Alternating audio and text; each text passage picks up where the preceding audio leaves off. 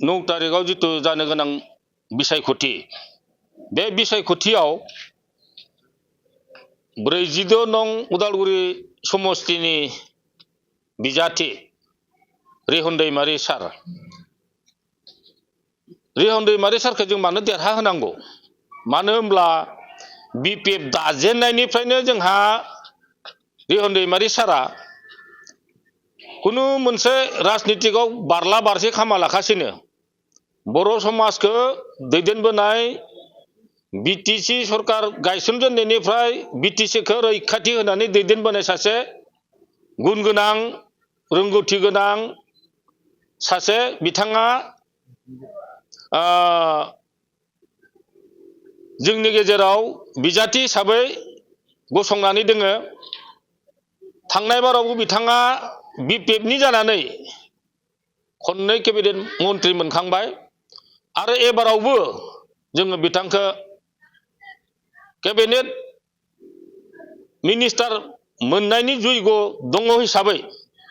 जोङो उदालगुरि बिजाथिनिफ्राय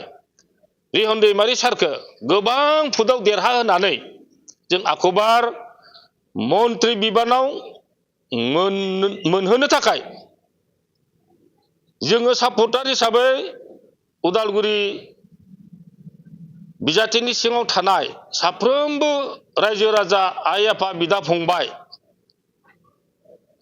जिसिबां भट होग्रा जोंनि नागरिकफोर दङ सुबुंफोर दङ बे सुबुंफोरखौ आं खावलायदों आंनिथिंनिफ्राय मानो देरहानांगौ होनोब्ला मानोना बिथाङा गोबां अभिगता गोनां सासे गुन गोनां सासे व्यक्ति आरो बेनिखायनो जोङो हास्थायदों सासे गोदान व्यक्तिया हायोबोला बे राजनीतिकआव जौगाथायनि खामानि मावनो राजनीतिक हान्जाखौ दैदेननो सोलोंनायावनो अन्तत 3 बोसोर 4 बोसोर थांखायो अब्ला डेभेलपमेन्टनि मा खामानि मावनो बिनिखाय जाया जोंनि खम समयनि गेजेराव एक्सपिरियेन्स गोनां लिडार जों बे लिडारखौ दैखांनानै हरनानै देरहा होनानै जोंनि उन्नयनमूलक खामानि मावनो गोनां खामानिफोरखौ थाबैनो मावफुंनो हागोन होननानै आं सानो बे इउपिपिएल दोलोनि जि बिजाथि दिपेन बर' बिथांनि फोसावदिंनाय जितु रायजोनि गेजेराव हाबनानै जितु बुंनाय रावफोर जों खोनादों नुदों ससियेल मिडियाफ्रावबो जेफोर बाथ्राया समाजनि गेजेराव सावरायनायनि गेजेरजों नाजावजायै बाथ्राफोर जों नुनो मोनदों माने जौगाखांनि बादै बिथांमोना सोंखारिनायखौसो आं बांसिन नुनो मोनदों आरो माबा बिपिएफ हान्जायालायनो माबा अरुणोदय दाननाय माबा आइबिएस स्किम दाननाय बेफोरबायदि माबा बानजायै मिसुलिया खौरांजों माने बुंनानै रायजोफोरखौ गोसो सोलायहोनो माने एकेबारे बानजायै रावफोरखौ रायजोनि गेजेराव बुंनाय माबाखौ खोथाफोरखौ जों नुनो मोनबाय थादों नाथाय खोथाफ्रा बेबायदि नङा बिथांमोना गोथौयै रायजोफोरनि गेजेराव हाबनानै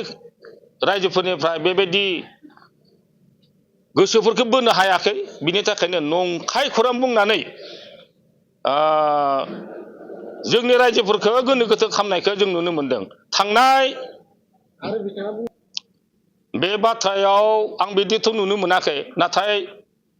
माखासे खामानिफोरखौ बिथांमोना बिपिएफनि सायाव आसिला लानानै माबाफोर बिपिएफआ बांद्राय बिथांमोननि सायाव माबाफोर गाज्रि नाजानायजों माबाफोर खामानि दाय